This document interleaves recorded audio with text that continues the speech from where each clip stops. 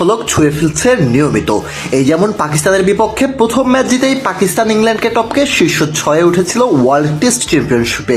তবে এবার রীতিমতো ভারতকে পেছনে ফেলেছে তারা।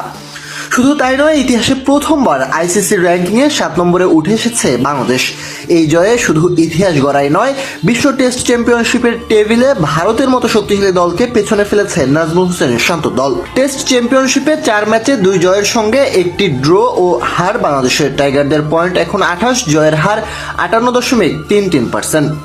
6 নম্বরে নেমে যাওয়া ভারতের 9 টেস্টে 4টি করে জয় হার এবং একটি ড্র।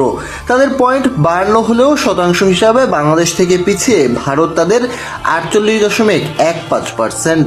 বিশ্ব টেস্ট চ্যাম্পিয়নশিপে পয়েন্ট তালিকায় সবার উপরে আছে অস্ট্রেলিয়া। 8 ম্যাচের 7টিতেই জিতেছে তারা, পয়েন্ট 84% হিসাবে 87.50।